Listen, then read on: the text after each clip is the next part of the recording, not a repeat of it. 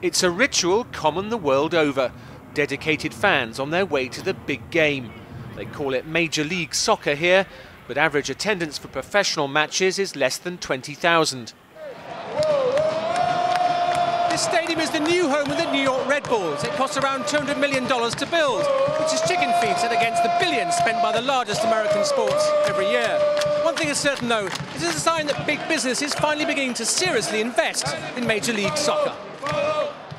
It's a tense clash against West Coast rivals Seattle. New York used to share a home up the road with an American football team, so this stadium is a real step up.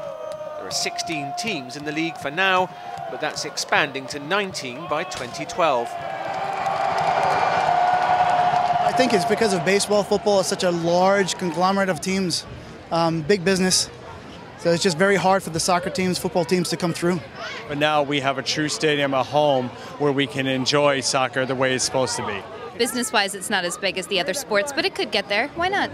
People have talked about football making a breakthrough in the past, but you think this time it might be real? If we do well in the World Cup, I think so. When we spank England. Well, you might be forgiven for thinking that we're in a pub in West London here. There's an end-of-season thriller going on between Chelsea and Liverpool in the English Premiership. In fact, we're on Manhattan's Upper East Side. It's breakfast time and the place is packed. There have always been football fans in New York, but its popularity has surged in the last year. The game in America almost took off with the likes of the great Pelé and George Best playing here in the 1970s. But in this World Cup year, many believe football's prospects have never been better.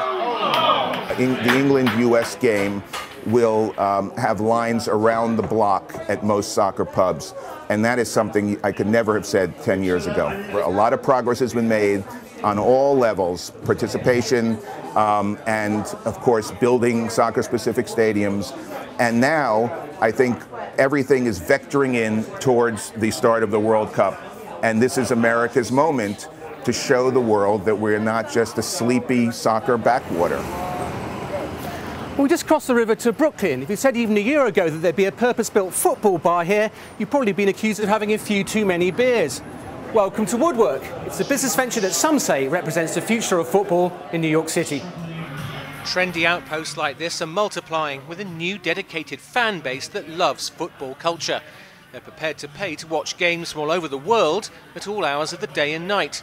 Staff and customers alike eat, drink and breathe football, and the bar's creator says they're turning a healthy profit too. It's religion in many places around the world. You talk about politics, you talk about football. Here in America, we have so much to choose from. So I believe that, yes, now it's starting to come with the faces of Ronaldo and the faces of Henry and the huge European influences in football is changing the game. This morning I got here at 6:30 a.m. First match was 8 a.m. Yesterday, first match was 7:30 a.m. Last weekend, we had the Man United match. At 7:30, there was 35 people in here getting ready to watch Man United play Tottenham.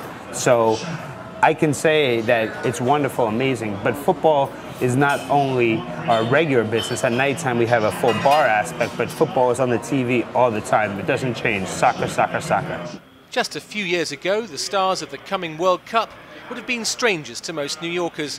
But now the international game's been seen as a cool alternative to the insular world of homegrown sport. And Wall Street, it seems, is beginning to take notice.